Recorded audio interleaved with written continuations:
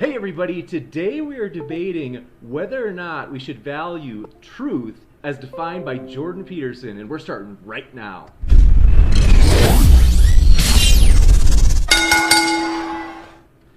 Hey friends, thrilled to have you here. Welcome back to Modern Day Debate. I think this is going to be epic.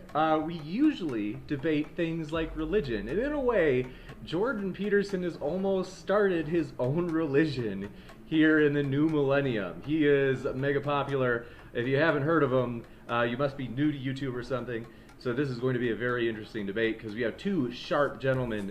AdamFriended is a major student of Jordan Peterson's work. You could say dissecting it, thinking through it, and TJump is also very familiar with his work. And as you know, both of these guys are skilled debaters and clever thinkers. So this is going to be the world may explode. But with that, just want to quick say, if this is your first time here, feel free, consider hitting that subscribe button as we have a lot more debates coming up. Excited to have you here as we're trying to build a nonpartisan platform. We want to be fair to everybody, which means if we have one view represented on the channel, you bet in the same video we're going to have the opposite view or a different view that opposes it, so we can have as much balance as possible. Next, I want to introduce our debaters, both of which have their links down in the description. You can like reach down there, pull them up for you. They're actually, I would say both of them been on here. They're experienced debaters, not just here, but on other channels as well. And so highly encourage you to check out their links. AdamFriended has two channels. He actually has AdamFriended Forever, and then he also has Think Club, which boasts over 70,000 subscribers. You can find a lot of, in fact, Jordan Peterson content on there, on both channels. And so TJump has his own channel and has recently made a splash in the philosophy of religion, but also other philosophy of politics, stuff like that, circle on YouTube. And so I think it's going to be epic. We're not going to waste any time. We are going to let these gentlemen jump right into it. Just want to let you know really quick, if you have a question for the Q&A, just put @ModernDayDebate in the live chat and then say question for Adam or Tom, and then go ahead and list your question. I will compile it into a list that we will ask at the end. And then, almost forgot, next, super chats.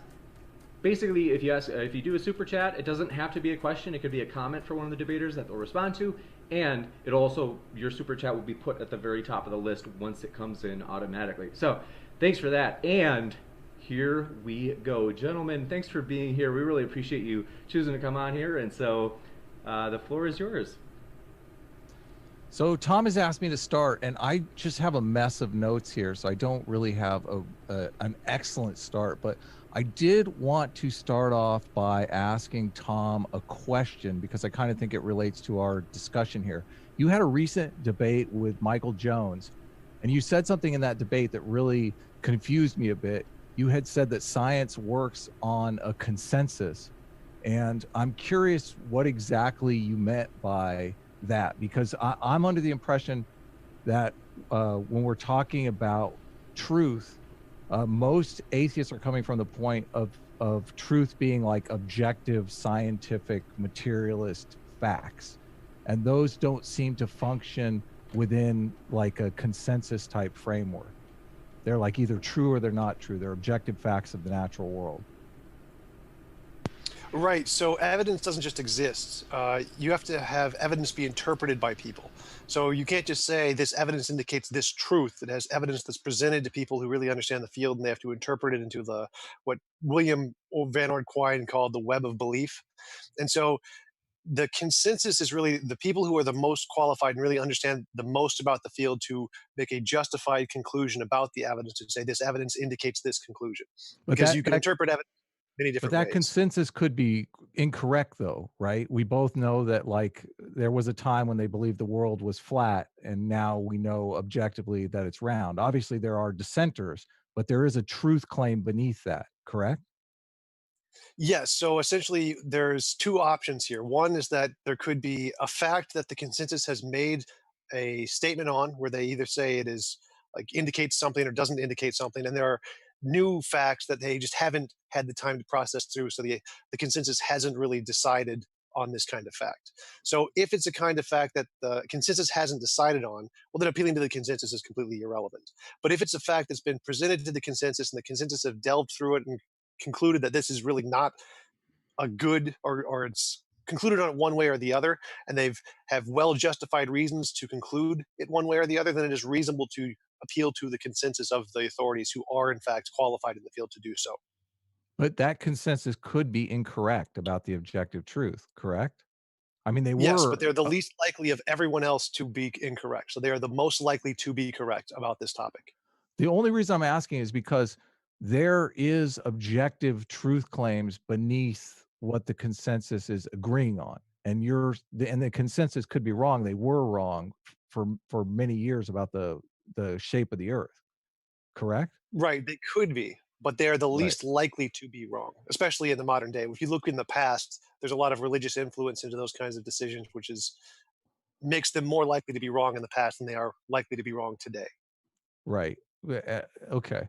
The only reason I'm asking is because this it kind of relates to Jordan Peterson's truth in that uh, Well, you mind if I to start off, the our topic tonight is Jordan Peterson's truth and what that means. So could you give an outline or a definition of what Jordan Peterson means by truth? And he uses a few phrases like wisdom and metaphorical truth and Darwinian truth. right. These all mean like JP's truth, and but this is different from scientific truth. These two terms mean two different things. Can you outline the difference between these two terms? Yes, and this is going back to Sam Harris and Jordan Peterson's first initial podcast.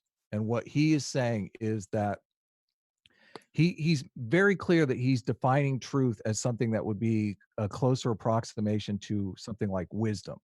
He's saying that there are moral truths, and that these moral truths are more important in forming ethics than factual truths. He's saying that there are so many factual truths in the world that we are forced to hierarchically order those factual truths to create an ethos.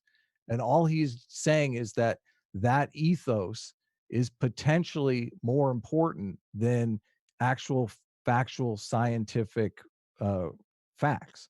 He's saying the dispute between Jordan Peterson and Sam Harris has to do with the fact that Sam Harris is saying that from just objective truth, just scientific facts, you can determine an ethic, an ethos. You can derive wisdom. And Jordan Peterson is saying that there's too many facts for you to actually derive an ethic from these from just scientific facts. That sooner or later you have to make a value judgment.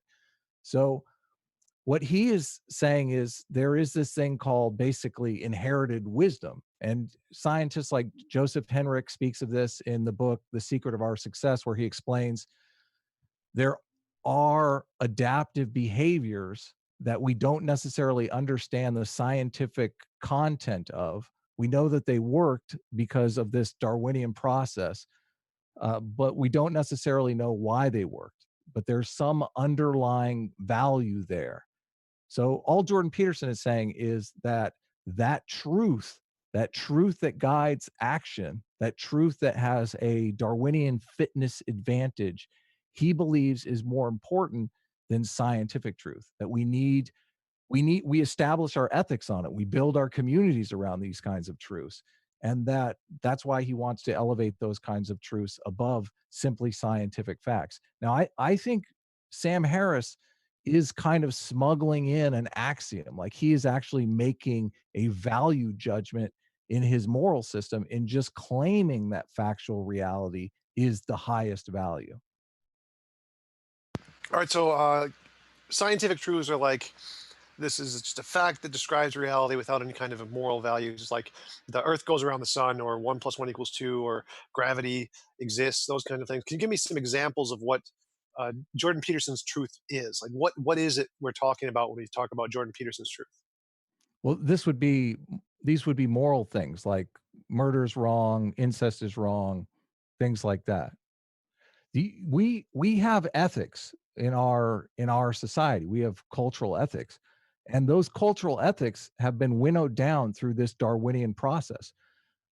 Those those facts, those moral facts, are what have worked. We know that they work because they have worked in the past. Now, different scientists like Brett Weinstein will say that these facts are dependent, or this wisdom is dependent upon the environment, and the environment might change. That wisdom that was useful 100 years ago or 10 days ago may not be useful in the future, and therefore our ethics have to evolve. But all I hear the anti-theist doing is making the claim that, religion is no longer adaptive. But that's an assertion without any kind of evidence. Okay, so some other examples, like um, when JP talks about wisdom, he means that there are certain things that people believed culturally, and that these cultural beliefs caused us to survive better, right? Is that Yes, correct? yes, yes. The So that whole would idea. not that wouldn't just include morality. That would include any kinds of beliefs, right? Factual beliefs, personal beliefs, um, even things that people think are scientific beliefs that aren't, right? Those This JP's wisdom is not just about morality; it's about everything, correct? They could be, yes. Yeah, they could be beliefs. I mean, I would say that we intuitively pick an axiom to build an ethic on. And the reason why that axiom is the foundation, the reason why people won't change their minds on that axiom is because it is the foundation of their ethics. Like Sam Harris's axiom is truth is the highest value. Uh, like his whole belief system is based on that. If you go back to the original podcast, he even talks about, I mean, they argue for 2 hours about factual truth. That's how important it is to him. But if you look at truth from a scientific perspective, from someone like David Sloan Wilson or Joseph Henrich or Brett Weinstein, the truth that guides behavior is the most important truth, because that's the truth that gives you a fitness advantage in the world. So when Jordan Peterson is talking about Darwinian truth, that's specifically the truth that he's talking about. It sounds like you don't have much of a problem with this truth. Well, right now I'm just trying to get a clear definition of the difference between these two things. So, is it fair to say that Jordan Peterson's truth is anything that people believe that is conducive to better survivability? Yes, yeah. And Anything objective that provides scientific. a fitness advantage. I have here Brett Weinstein's definition of metaphorical truth, which is pretty much in sync with Peterson's truth. David Sloan Wilson calls it practical reality versus factual reality.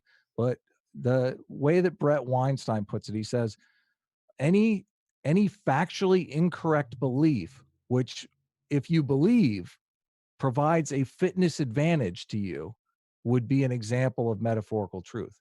It deviates from factual reality or scientific truth, but it has practical value because it aids in your fitness. It aids in survival and reproduction. So, for example, if you had a bunch of a culture who believed that sacrificing babies to a volcano is required to make it rain, and if you didn't do this, then they would kill you.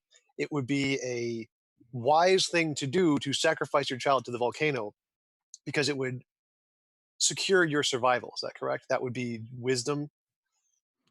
It's tough. I don't necessarily know the example, because there is a group level situation going on here. They talk about multi-level selection. So the whole idea behind ethics is that, very simply, ethics are just a system of rules that bind a community into a cooperative group. And that group will have a survival advantage over an individual, and also potentially over other groups with other ethos.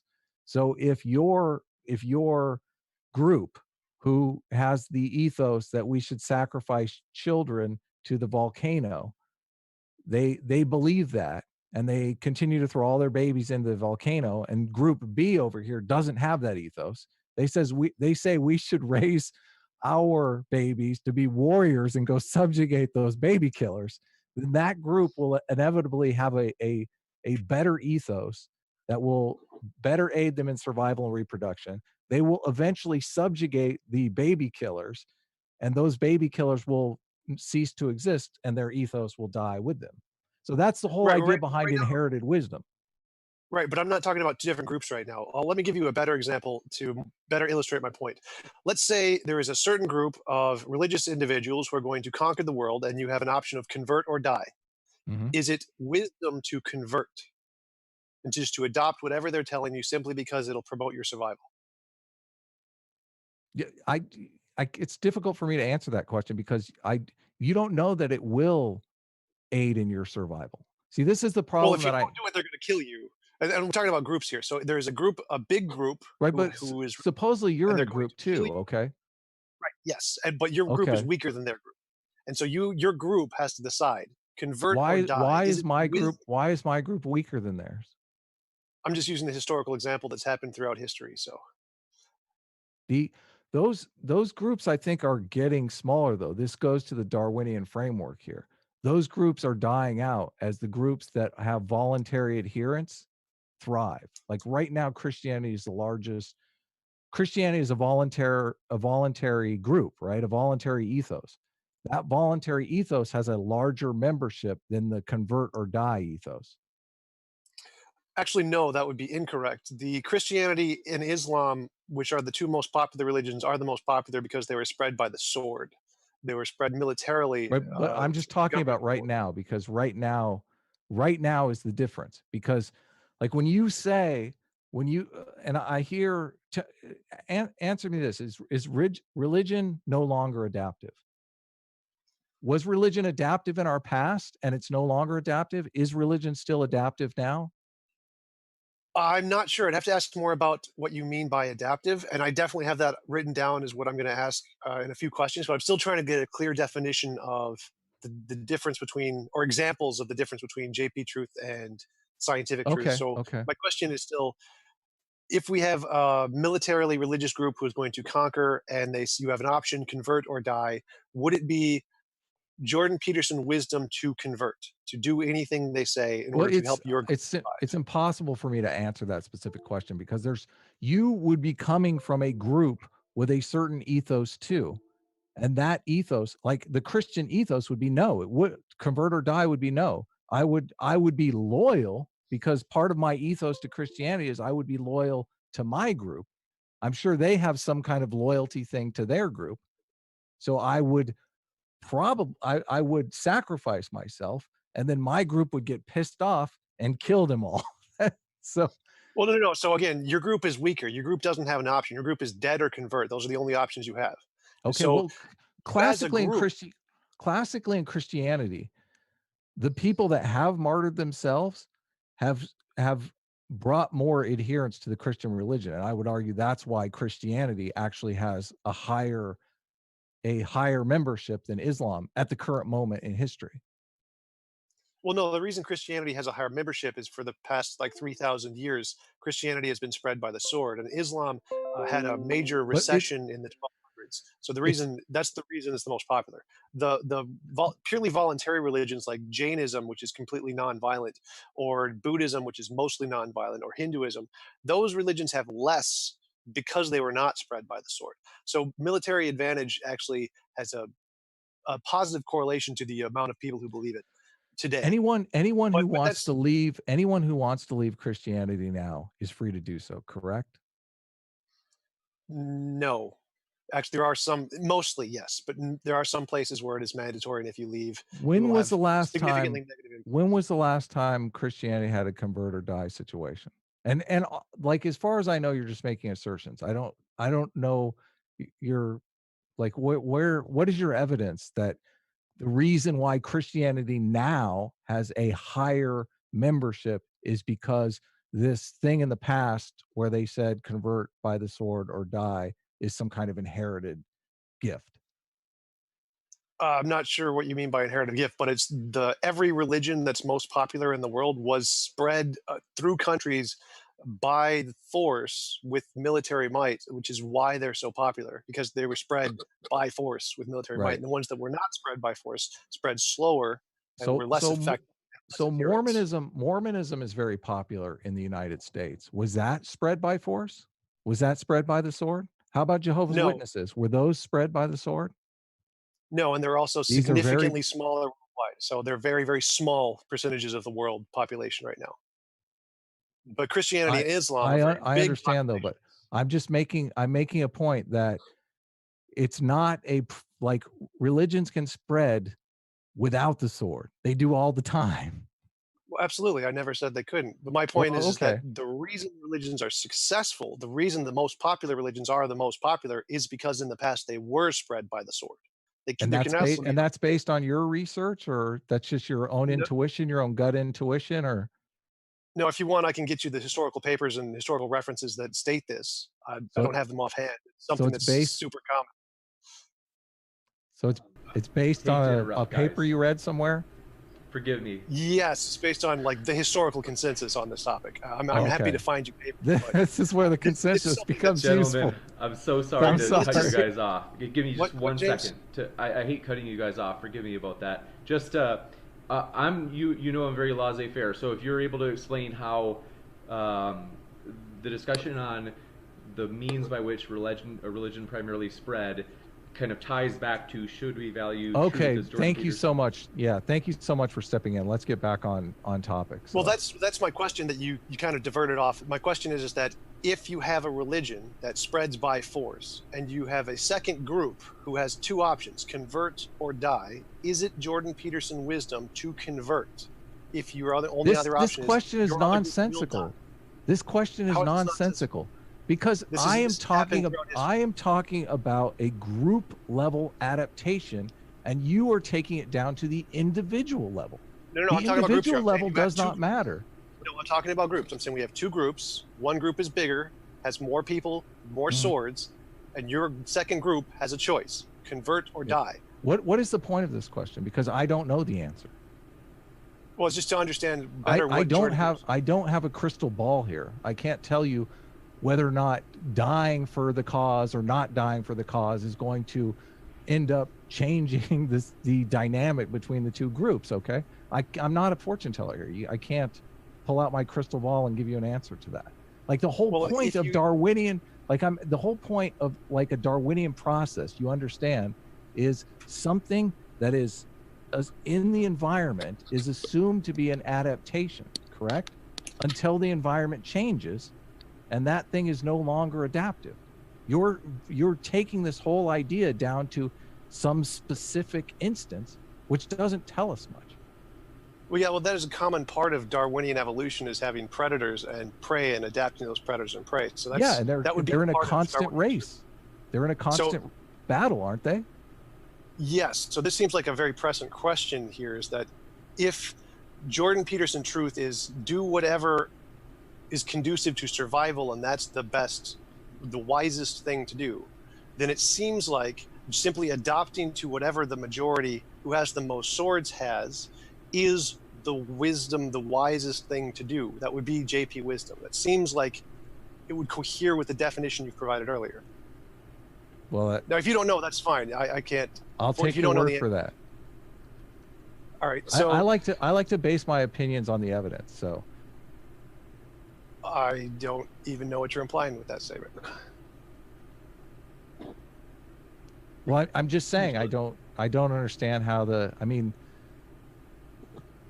So Jordan Peterson truth is anything that is conducive to survival, beliefs that are conducive to survival, correct? Yes, yeah. So you want to talk about specifics? I mean, like there are things that are ethics, like you shouldn't lie, right?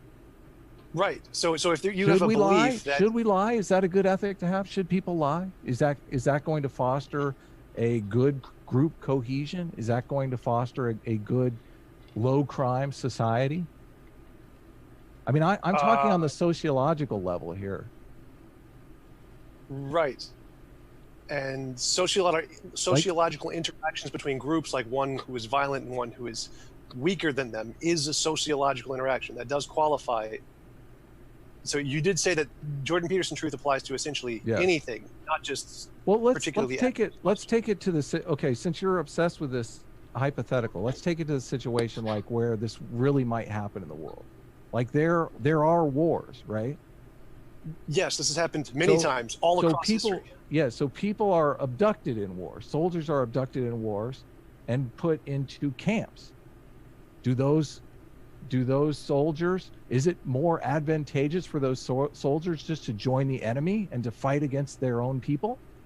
Or if they do that, will they first of all never be completely admitted into the new group? And if they somehow escape, won't their group pretty much court-martial them for siding with the enemy?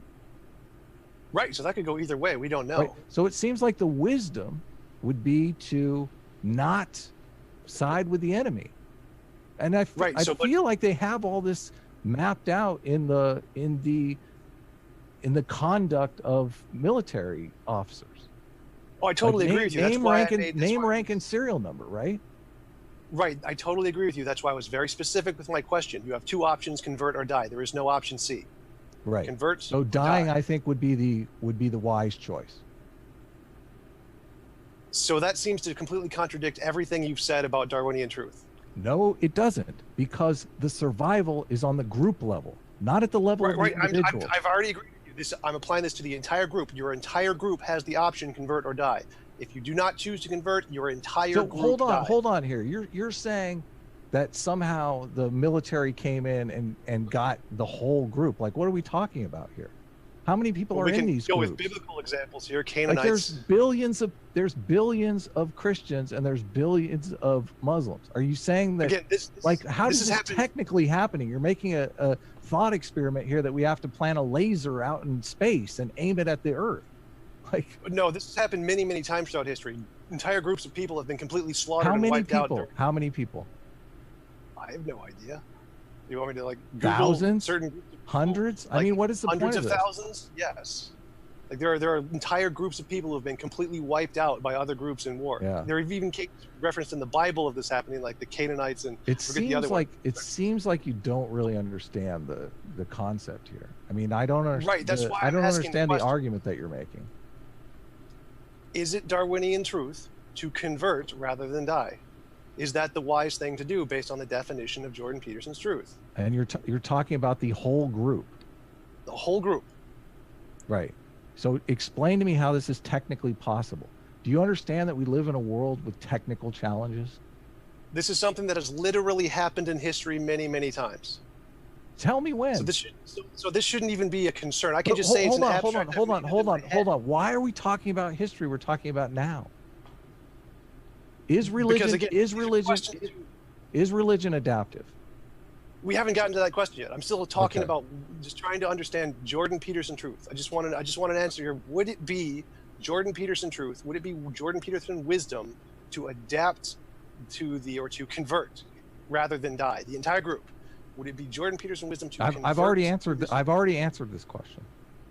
And you said to die, which completely contradicts your definition. First of all, you're setting up a thought experiment that's technically impossible. Give me the details here. Like, what do they walk up? They say, we want all of you. Like, why don't they fight? Are you telling me that this isn't going to happen with a fight? Are they going to walk up with a bunch of swords? What do they got? Like, geez, this is crazy. Like, there's no logical contradiction here. This is a pretty simple example. It's historically possible. It's historically happened. Explain it then. Explain it. Give me the details. Set the scene. Okay, I'm going to use a sword with my tens of thousands of soldiers to just massacre everyone in your city of all your people. And my people don't have any swords? You do have swords, but you don't have as many as I do. So then I'm going to fight you. And then you're all going to die. Well, we'll die fighting. I'll take out as many of you as I can. This is silly. This is silly. What are you talking about? That seems to disprove the value of Jordan Peterson truth. You just said, well, nope. How? Now it's how? Because, again, your definition of JP truth is that which is conducive to survival. So if it's not conducive to survival and it's going to lead to all of your deaths, then that would be unwise, not Jordan Peterson truth or Jordan Peterson false. I mean, I don't understand why this isn't making sense, because it's silly. It's totally silly. You're making the world, you're reducing the world to one battle. Like, do you not understand that lions and zebras are in an evolutionary race? So Yes, I understand. so these two groups annihilate one another, correct? So these are the only two groups in the world then? There's not other groups that fill the void, that come in and come up with new ethics that may or may not survive? Do you not understand that if this ethos, and this is why your thought experiment is so silly, is because whatever decision they make will either lead to their survival or not. And if it doesn't lead to their survival, that ethic dies with them. And that's how we know that it's not a good ethic. Other people come in and fill the void with new ethics. Right. What is so difficult to understand about this? So you have a choice, like what you just said. Just let's take a quote of what you just said. You have a choice between two different ethics. Do you believe in evolution? Do you believe in evolution? Yes. Yes. Okay. Do you understand how evolution works? Yes. How does evolution work? I just had a debate with a PhD biochemist a few days ago. So how does evolution work? Are you specifically talking about natural selection? Yes, survival and reproduction, fitness, the same thing we're talking about here in this conversation. Yes. So lions and zebras. Yeah, lions and zebras, they are in a fitness battle, right? Zebras want to run faster, and lions want them to run slower. Lions want to run faster, they want to have sharper claws, right? There's an evolutionary arms race going on there. Right. Wisdom has that same evolutionary arms race going on. And that arms race is how it forces groups to cooperate, okay? So when two tribes go to war, they are battling based on their ethics. Right. Yes. So those decisions that they make are true or false based on the result of those battles. In the same way that the zebra's behavior and the lion's behavior is true or false based on who gets away or who doesn't. So if we have two groups and one is going to kill the other and the other one just all dies, their belief was false. Correct? Yes. And so they should have, the wise thing for them to do would have been to convert to the other group rather than be killed. Maybe they convert and the other group kills them anyway. Who knows? So you have a 100% chance of being killed if you don't convert, and you have a less than 100% chance of being killed if you do convert. Converting is the wise thing to do, correct? I've already said that I cannot answer that question because I don't have a crystal ball, okay? Like you don't have a crystal ball either. Because we're making some theoretical hypothetical up about two tribes that go to war. Like you can reduce this. I see this as super obvious. There's no problem here. There's no logical contradiction. It's happened in history. But I mean, if you don't understand what I'm trying to get at, I mean, that's fine. So I'd be happy to move on to the next point you brought up, which was religion not being adaptive. What do you mean by that? What do you mean by adaptive? Same thing as a lion. Like same thing in the evolutionary context. So, an adaptation is either adaptive or maladaptive. It's either a fitness advantage or disadvantage. Is religion a fitness advantage or is it a disadvantage? So you said that I think it was like atheists oftentimes say that religion is non-adaptive. When they say that, what I think they mean is that there are certain core beliefs that can't be changed that are a part of religion, and those core beliefs can be in contradiction with the scientific truth. Do you mean something different when you ask is religion adaptive?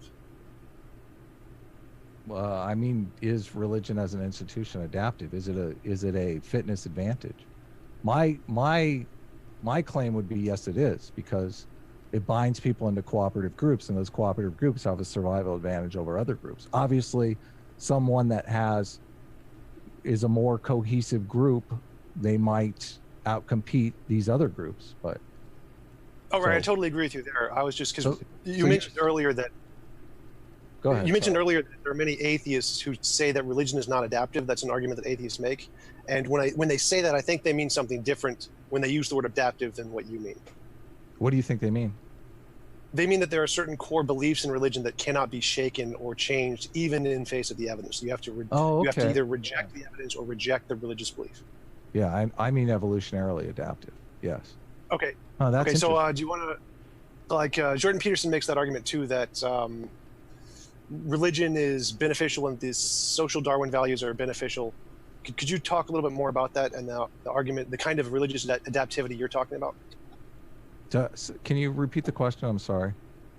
Can you talk more about this religious kind of adaptive thing that you're talking about, where it gives us a benefit in helping our group to survive? And so it's good. It's just the wisdom by Jordan Peterson's definition. And you're Well, like, the main criticism is that science challenges that and breaks it down to like nihilism or something. Do you think we need an ethic? Do you think society needs ethical values? Yes. Okay. So ethics, people have different ethics. Ethics are in conflict all the time. But like the idea Jordan Peterson is putting forward is that our ethos that comes from the biblical story narratives are adaptive. Like if you take the Jesus Christ story, for instance, where if you boil it down to the essential meme, it's about forgiveness. And if you examine forgiveness from a scientific perspective, it actually is a hugely pro-social thing. Different societies can fall apart because tit-for-tat warfare breaks out, crime gets out of hand, and those societies fall apart. So something like that is adaptive, I would say, and it's in religion. I think the reason Jordan Peterson is basically saying the reason these ideas have lasted for as long as they have is because they're the ones that facilitated the survival of the group when those battles came into being. But Jordan Peterson makes a further argument, and he says that science and the atheistic movement have begun breaking down this system, and people have come turning away from it, which is unadapted. It's bad for us, correct? Well, we're trying out ethics right now that we don't necessarily know. He said people will become ideologically possessed by far more dangerous ideas than what they've left behind. And he's just saying that the ethics that we've inherited, this inherited wisdom, has been through this Darwinian process. And the new ethics that people are adopting like beliefs that all behavior is a product of socialization and none of it has anything to do with biology. That's essentially an ethic. I would argue that it's not scientifically correct or a good way to look at the world. But people believe that, and this is motivating behavior in them that I could argue is maladaptive. We don't know, because it's the same as your hypothetical. We don't know until the battle is fought which behaviors were adaptive and which behaviors were maladaptive. But it's the same exact principle in evolution. So what is Jordan Peterson's prescription here? So we have this well-tested ethic, and we have these new ethics. Is he saying that we should prioritize the well-tested ethic, or we shouldn't challenge the well-tested ethic? Like, what is the point of this, making this distinction? Well, he and Brett Weinstein both have said that we're looking for where science can confirm inherited wisdom. Like, that's a best case scenario. We have this inherited wisdom. I mean, a lot of the reason why Jordan Peterson is so popular is because he's going out and he's saying, here is what this idea in the Bible is really saying, and here is the science of why that is true. Like why it is wisdom. And people are taken by that. Like if you can give scientific validity to Joseph Henrich in his book, The Secret of Our Success, has these examples of different cooking behaviors that these different tribal people use as just it's their inherited wisdom. It's their tradition, right? Those cooking practices have scientific fitness advantages buried in them that these people don't know about. For them, they're following them for religious reasons. But when you dive down in, you realize, okay, well, they have like certain spices kill certain bacteria, which is problematic in certain areas of the globe. So there are all these these fitness advantages that are hidden within the tradition of the peoples. So what Jordan Peterson is saying is, in our inherited wisdom, in Christianity, there is inherited wisdom that we can verify scientifically. And I'm all for that project. Like, why wouldn't you want to verify those things scientifically? Science is powerful. Sure, it can definitely verify some of them, but it also contradicts many of the things said in the religious perspective. But the problem that Jordan Peterson has with Sam Harris's truth is, how do you get an ethic from Sam Harris's truth? Well, you can make one up. I mean, the same way I would say religion does it is that you essentially take the facts and you just make up an ethic that you want or that feels good about it. Right, but isn't that exactly what they're doing with what the social justice advocates are doing with the gender stuff? Everything is a social construct. That they're just making up an ethic, right? Like Jordan Peterson. Right, I totally agree with you. I think those are completely counter to science. So yeah, I agree with you on those. But Jordan Peterson's point would be that in our psychology, part of what unites us into a group is that we take an axiom and that binds us together. This is the truth that we are going to build our ethic on. And that truth is, everything is socially constructed. We can change human beings. They're a blank slate. Any kind of human being we want to create, we can create. That is our truth. That unites us into a group. And then that group is tested in the real world. Those people are being tested right now. Will their ethic be here in 100 years? Will it be here in 50 years? Jordan Peterson is just saying we can look in the past, and Christianity has been here for 2,000 years. Well, I think we probably disagree. Well, I'm not a Christian scholar, so just you probably know more about that stuff than me. But he's saying that the process, that ethic was useful and adaptive up until now. Is it still adaptive in the future? That's an open question. And I'm open to the fact that maybe it isn't, but I hear a lot of anti-theists just asserting that it isn't. Like when I say religion is an adaptation, they say, if they admit that it is an adaptation, they say, well, it was an adaptation then, but it's no longer an adaptation now.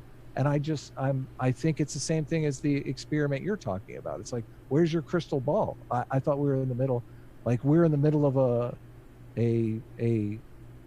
ethic off right now. Like these ethics are gaining ground. Right, and then we have alternatives where we go with more scientific truth, prioritized worldviews like secular humanism and atheism, who reject the Jordan Peterson kind of truth that is adopted in Christianity, and then adopts more of a scientific kind of a truth and say this is the true ethic that we should follow, and it is a better ethic, because when we follow science, we make a lot better progress in reality than when we follow the religious kind of Jordan Peterson ethics. So I would argue that is the axiom of the anti-theist and the secular humanist belief system, that factual truth will always produce better results. And I gotta ask, like citation needed, like if a belief system produces maladaptive behavior, then it's not going to be a good ethic. And from what I've seen, and Jordan Peterson has gotten a hard time for talking about this, but where atheist societies come into existence, where the rationalists gain power, the scientific types gain power, there usually tends to be widespread slaughter. So maybe that ethic isn't adaptive.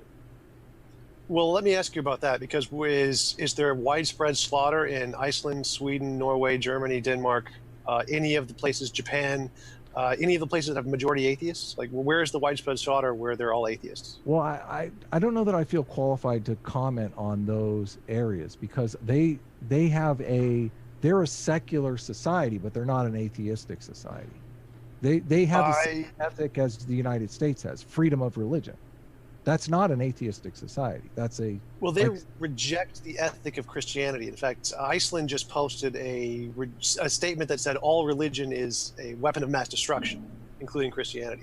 So I would definitely. I don't know who posted this statement. I find it hard to believe that Iceland has one voice that speaks for all of Iceland. It was voted for in the Parliament of Iceland, and I'm not sure if they ratified it yet, but it was one of the topics they brought up a week ago. Okay. So it sounds like they have an AOC over there too. So that's okay.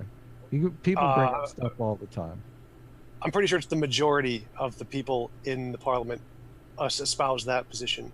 But again, so there are countries who I believe would not fall under the religious ethic. They don't have any correlation to the Christian ethic that we see in America, and they seem to be better off socially than we are.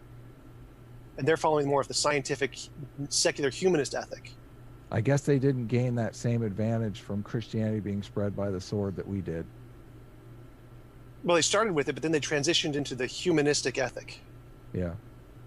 I don't feel compelled to, I don't feel like I don't feel qualified to talk about Iceland. Iceland, what is the population of Iceland?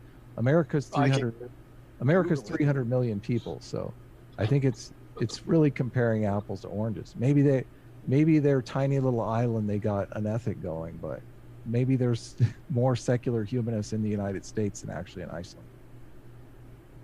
It's possible, but I'm not sure why that's relevant, because you said that where there are secular groups that begin to build up, there is lots of slaughter. That's what you said. And I can name lots of secular groups that don't have that.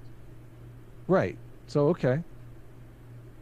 So it seems like there are definitely some versions of secular groups. I definitely agree with you that maybe Marxism and socialism, those are. Yeah, maybe I think those are. Right. So they have a new version of this secular humanist ethic that seems extremely successful, where they have the lowest levels of suicide, the lowest levels of depression, the lowest levels of crime, the highest levels of education, the highest levels of health and benefits, and essentially the best places in the world to live are all secular humanist countries right now. Well, I would argue that they're the best places to live because they're wealthy, and that when you're wealthy, you don't need religion. Well, America is wealthier than any of them, and it's not one of the best places to live for most people. America has the highest income inequality, one of the highest income inequalities in the world. Right, and those countries do not have high... I would argue the people that are most well off are definitely secular. Probably. I have no idea. But so my point is that these countries have instituted big social programs in order to get rid of the poverty. They have removed the poverty from their country by doing... There's no... What's the correlation between that and religion? Are you making it's their ethic, their secular humanist ethic is what's causing this to solve the problems and make the world a better place for those countries, which we haven't been able to solve in our country. They're just wealthy. They have better institutions, so... Well, no, we're wealthier than they are. Per capita, we're wealthier than they are. We can solve all the problems. We're drifting off the Jordan Peterson truth. It seems like you understand Jordan Peterson truth. Right. So now we've moved on to the second question, where you're talking about, is religion adaptive? And so my response is that it is adaptive, but it's less adaptive than the humanist atheist ethic. Right. How many humanist atheists are there in the world by membership? No idea. I can Google it for you if you want. But why is that relevant? The number, the population? Yeah, because if any voluntary ethical system is going, I mean, if you just want to judge on the number of adherents, and Christianity has, 3 billion members, and secular humanism has 100,000 members that have opted into this ethical system, then I would argue people are getting more out of the ethical system that has more members. Right, that's because throughout most of history, secular humanists have been persecuted and killed off. Right, but they're not today. Like, why aren't they adapting this super killer ethical system, this super awesome ethical system that you're saying is so good for people? Why aren't they voluntarily adopting it? Like, why isn't that? They are, in fact.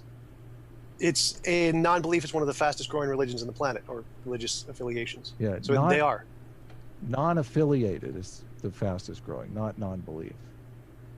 The nuns are just, they're not affiliated with any religion. They're not atheists. Atheists like to claim the nuns quite a bit, but they're not atheists. There have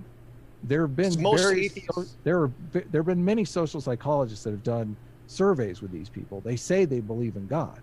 They say they check none on the box, no religion, but they say on the same survey that they believe in God. Right. I'm talking about people who reject the ethic of the Christian religion and adopt the ethic of humanism. Right. And there are many You humanists can't who give me don't numbers. support You can't give me numbers on how many secular humanists there are. Well, I mean, I can Google it. It's definitely possible. But again, this is you're making an assertion. You're making an assertion that this ethic is better, but you're not measuring it by the same criteria that I'm measuring it by. We'll give a 2-minute. Right, because population is false. We can say the reason one has more of a population is because it was spread 1,000 years ago, and ours doesn't have it because we were killed off 1,000 years ago. We'll give a 2-minute warning, and then we'll jump into the Q&A. So if they were killed off, if they were killed off, was their ethic not a maladaptive ethic? Well, this is the point I was trying to get to. The zebra was killed off too. There are plenty of slow zebras that were killed off as well. Well, this is why I was trying to lead into my introduction. There could be an ethic that is better for society if it's not killed off, but there's an ethic that's worse for society that's killing them off, but it just makes their terrible ethic survive simply by fiat because they have more swords. Yeah, but the environment has changed. Okay, it's an all right. I totally agree. An all volunteer environment now. So that's why there's a lot of the world that isn't. When was it convert by the sword? Yeah, I would argue that in the rest of the world where it isn't, those ethics are dying off. They're losing their numbers because people don't like living under that situation. So they're losing their membership. They're only keeping their membership because they're reproducing. Like Islam. Adherence. Yeah, I know exactly what you're talking about. Just my original question was leading to the point that there can be an ethic that is better for humanity without being restrained by someone with a sword. How would you test that ethic? By taking away the sword and letting it grow and seeing what happens. The sword has already been taken away. Like we agree. Right, and so if we look at the societies how long is it going to take? How long has secular humanism been around? It's like 50 years, 100 years. How long are we going on here? Not sure, but we can definitely look at the societies of secular humanism, and they seem to be doing better. How many Mormons are there? And how many secular humanists are there? I mean, do you want me to Google these numbers for you? I don't know why you keep asking me how many there are. I'm curious, just because I'm like, so Mormonism wasn't even a thing 200 years ago, right? Yes. So in 200 years, Mormons gained a certain population, okay? Secular humanism, I think, has been around longer than Mormonism. One thing is... But the Mormons beat them. I'm just going to... You want to... Forgive me. I'll let you finish your point, and then just if you can let me jump in. We're just kind of going back and forth. Okay. Do you have anything left you want to ask me? I mean, it seems like you're trying to, I guess that's the point of the debate, right? You're arguing that Jordan Peterson's truth isn't valuable, but. Right. I'm saying that there's better truths and that following the scientific truth is a better method, and we can demonstrate it's a better method because the societies that follow that truth are better off. Right. And we don't need to compare based on numbers because that is weighted based on that. There's correlation does not mean causation, though. You were making the argument that they like a giant diamond could have dropped out of the sky, and all of a sudden that place is extremely wealthy. I would argue that wealth makes places better.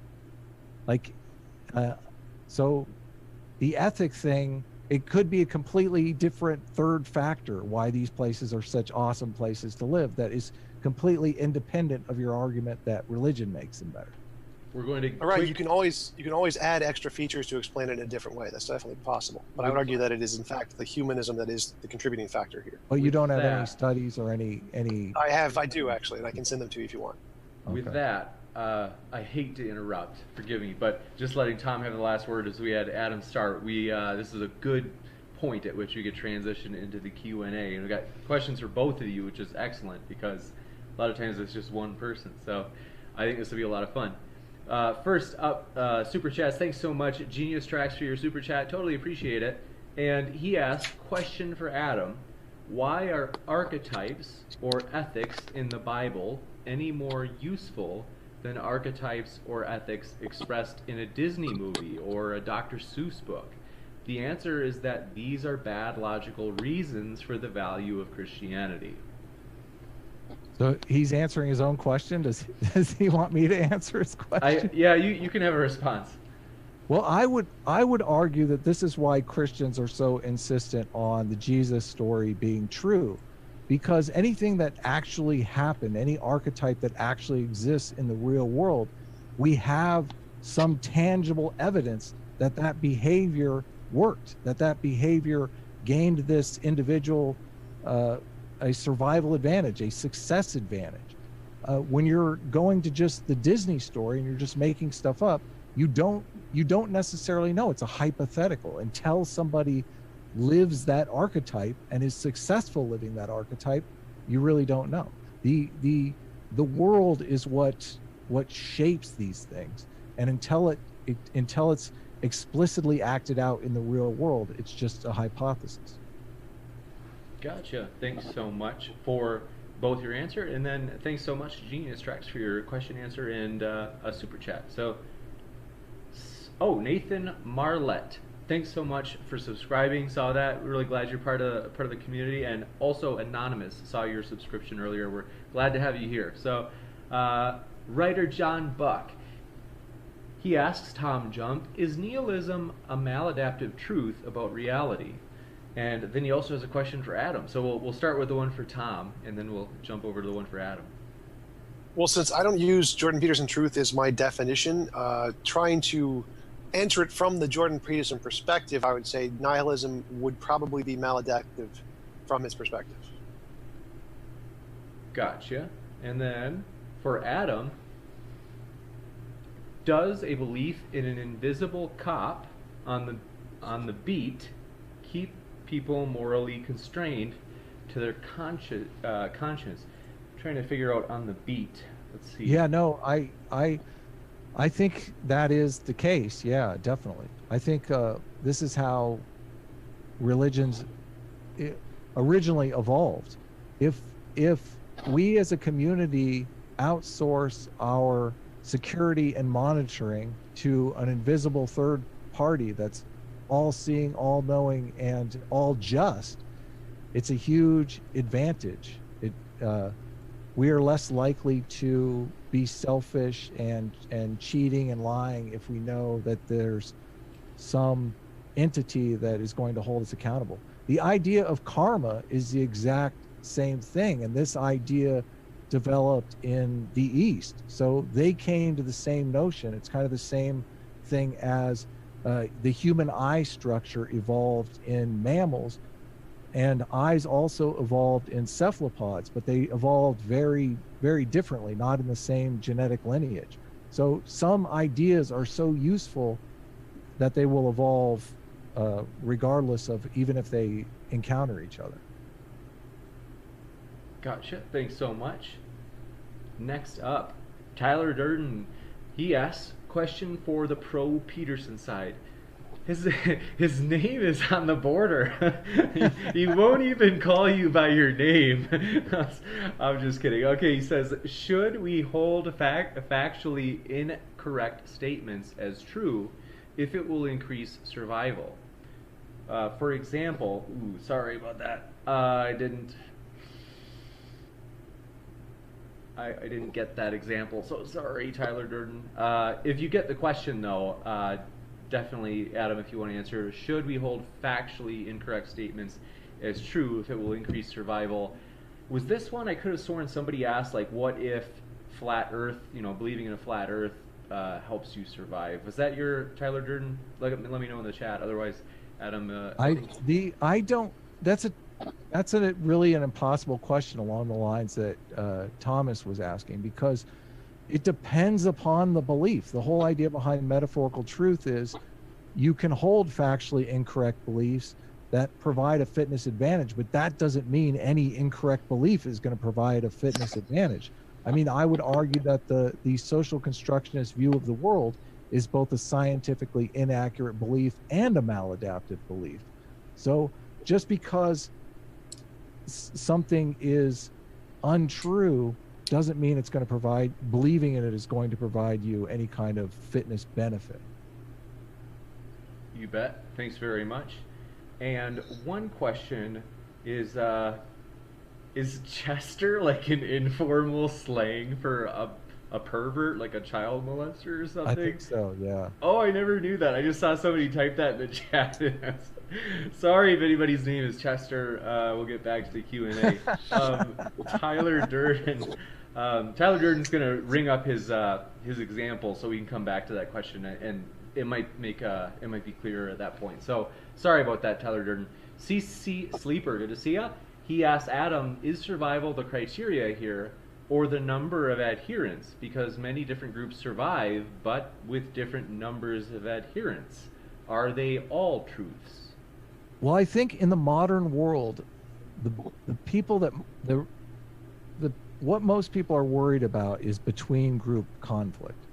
So if all of the ethics adopt a live and let live attitude, and they're only accepting members voluntarily, then we have a much different situation. We're developing these societies, these groups, based on kind of a competitive advantage thing. Who can outproduce one another? Who can outproduce one another? Who can modernize better? Who can live better lives? So I think that makes a difference. You got it. Thanks. And okay, so Tyler Durden brought some clarity, and I think, brought some clarity because I missed his follow-up to his question. Sorry about that. So basically he adds, and this is interesting. Okay, so as you'll remember, the question was, should we hold factually incorrect statements as true if it will increase survival? And then he says, for example, if it's factually correct that bullets can harm, or he says, it is factually correct that bullets can harm humans. If all humans believed that bullets did not harm humans and thus stopped shooting each other, which would therefore increase survivability.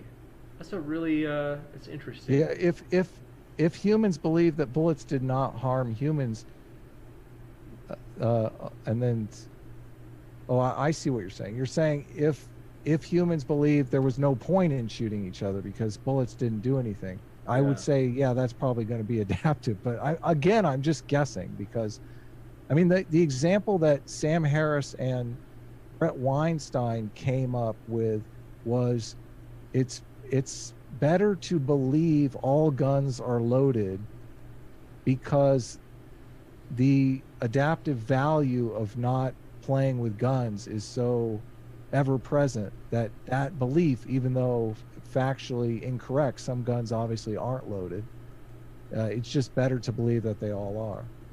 But I think you understand the principle that there are two separate things going on here. There's factual reality, objective reality, and there's practical reality. What if you believe this will put you in a better survival advantage. As long as we can keep those distinct, I don't see why you would throw this completely useful concept away. Got it. It totally makes me think of Kant's maximization principle. It's really interesting. So, Genius Tracks, thanks for your super chat. Totally appreciate it. We had a couple come in, so we're going to read them real quick. And he says, Adam, if fake news gives an evolutionary advantage to a lying press, it doesn't make the news any less fake. That's the folly of metaphorical truth. Okay. I mean, hey, James, I'm not saying all lies are adaptive. That's not what I'm saying remotely. So go ahead, Thomas. James, what did you say? Kant's maximization truth principle? Maximization principle. Okay, gotcha. Maximization, gotcha. If you believe that the police force is ever present and knows everything, or if you believe that a police force in your city has a 100% success rate at catching criminals, and your police force has a 2% success rate at catching criminals, you believing that they have a 100% success rate will modify your behavior in committing crimes. It will. So you technically have an untrue belief that modifies your behavior. You bet. Thanks so much. And these are excellent questions, everybody. Thanks so much. I closed the Q&A intake, but we do have a lot of interesting questions to come. So it's been really, really fun. Michelle Alta, thanks so much for your super chat too. We really appreciate the support. And she asks, TJump, Christianity became the main religion of Rome without the sword. Did you know that originally they didn't have a way to fight wars? That's because Constantine instituted as the emperor instituted it as the state religion. Gotcha. Thank you very much for your answer, and thank you so much. I want to make sure I'm pronouncing this right. Forgive me, I'm always terrible. Michelle Alta, thanks so much. And Tyler Durden. Yes, are they debating Peterson's theory of truth or ethics? Seems to be some equivocation going on there that would impact the kind of questions people should be asking. Peterson's definition of truth is essentially an allegory of an ethic. So you have an ethic, and it is a truth, a Jordan Peterson truth, if that ethic is conducive to survival. Well, and would you agree with that? You're making the case that factual truth is the highest value, which is an ethic. Oh, no. I'm saying, yes, absolutely. I'm saying we have an ethic that we should value factual truth, as opposed to the ethic that values the Christian ethic. Right.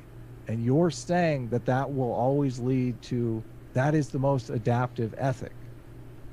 That we have so far, yes. Yeah.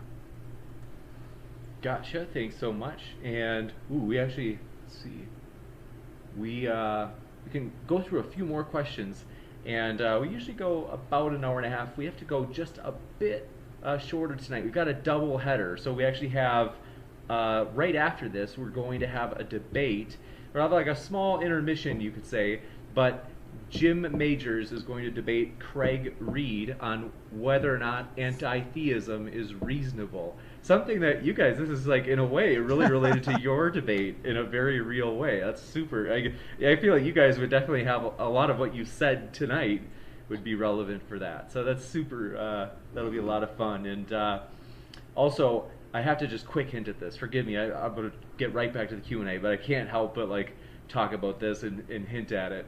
I'll try to give you guys like some puns, because it's like I don't know if the person wants me to let the word out yet. Basically, a friend of the channel, really kind, supportive person. Basically, we booked somebody that you will maybe not believe. You might say that us having booked them is a myth. Huh? That's one hint. Or let's see. You could say that this opportunity to have this person is priceless. Robert Price. I don't know. You never know. It's going to be a very exciting thing. So really pumped that we'll have an epic debate maybe in about 4 to 6 Who is weeks. his opponent? I don't know who it is, Tom. I don't know who these people are that are going to be here. But the second thing is we're halfway. One last thing. I'm so sorry. But I can't help but be so excited about this. I'm pumped for all these debates, but these are like some that you guys are going to be like, no, really? Come on. Another one is, let's see. I can't give away any hints, but because we haven't confirmed this one, but we have confirmed half of it, and I'll tell you more hints to come. I'm just thrilled because it's a dream matchup. It's one that is almost like out of reality, or it's like two different worlds colliding, and it's another one of those examples of the debate. Oh, the vacuum. Okay, give me 1 second. Don't worry, we're going to get through this. Really quick. Next question is, Tyler, Lucifer Almighty asks, question for Adam, if globe earthers and flat earthers went to war and flat earthers won, would that make the flat earth belief true? Well, the whole idea behind an ethic is the ethic is what binds the group together. And certain ethics theoretically will bind groups in more trusting and cooperative situations so that they could hypothetically outcompete other groups. So I mean, it's a strange question. I don't know how believing in a flat earth would give you an advantage in battle. I can think why believing in a God that will take you to heaven where you get to meet all your friends after the battle would make you fight harder in battle, because you wouldn't care as much about dying. Well, this is kind of the point I think you missed, was that the belief itself can be a truth even if it's independent from whether or not the belief itself causes survival. Because if it's a consequential issue for having a belief, then that belief would, by Jordan Peterson truth, be untrue. No, it would be unwise. Like Right. there's Jordan Peterson accepts that there's factual truth, that there's factual reality in the world. Okay. Like that's why I asked you the question in the beginning about the round earth. Like, but if you believe that the earth is flat, and there is people that are forming a community around this belief. So this is another one of those untested ethics. I don't know that will give you an advantage. Like, do people, like, I know why people enjoy being a part of Christianity. I don't know why people enjoy being a part of this other group. And to say that it's factually true, just it doesn't. You're just not understanding the concept here. I hope that you can understand both concepts. Right. He meant Jordan Peterson truth in that case. He meant wisdom. Yeah. But he's saying, does that make it factually true? No, it doesn't make it factually true. None of these things are factually true, okay? There's A, B, C, D, E, F, unfactually true things that we could believe, okay? And believing certain ones of those can give you a survival advantage. Believing certain ones of them may be maladaptive. It's a very simple concept. Next up, really quick, I want to try to get through these so we can get at least one of everybody's questions in. So we'll just push the next debate. Hopefully they're okay with pushing it a little bit later.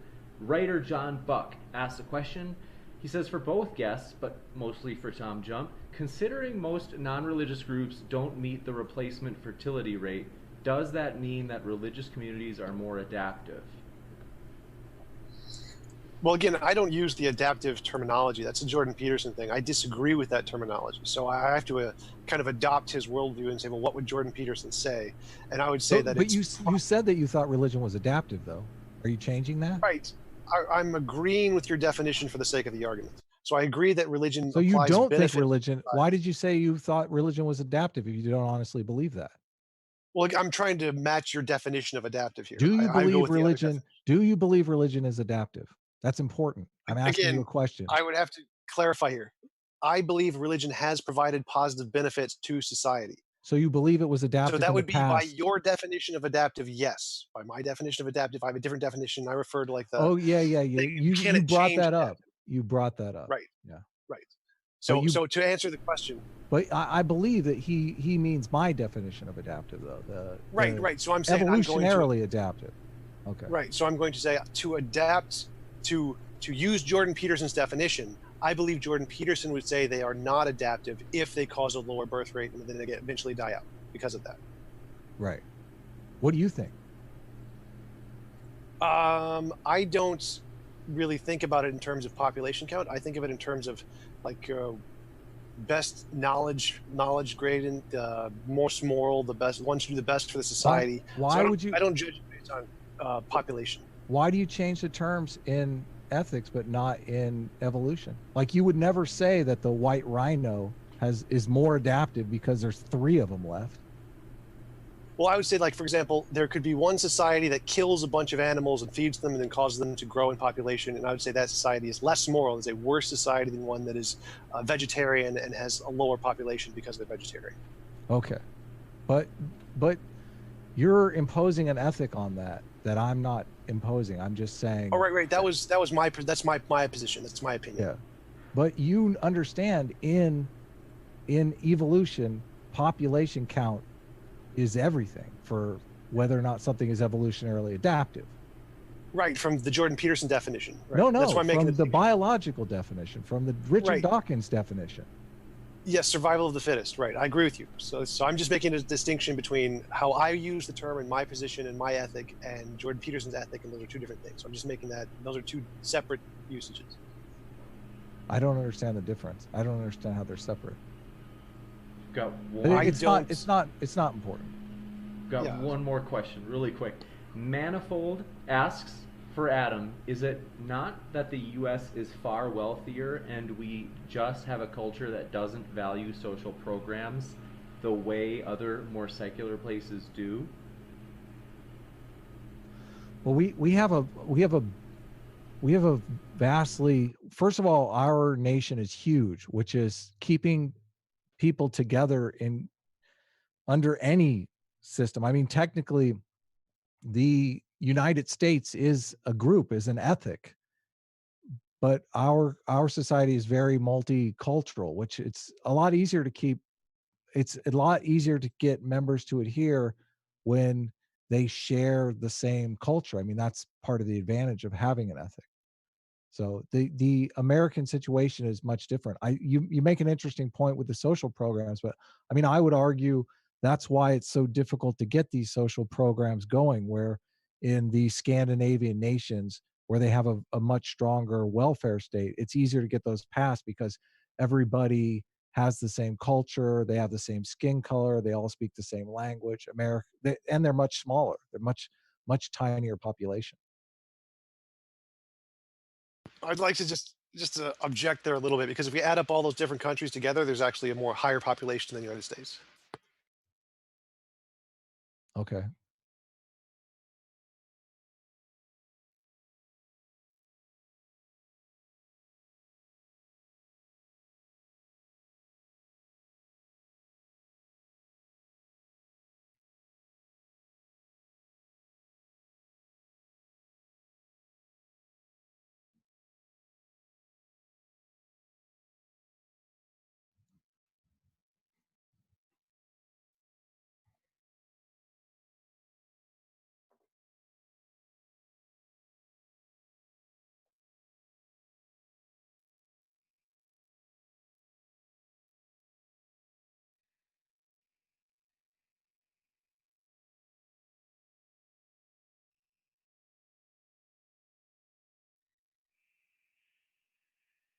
Hey, I think you're muted. I think you might be muted.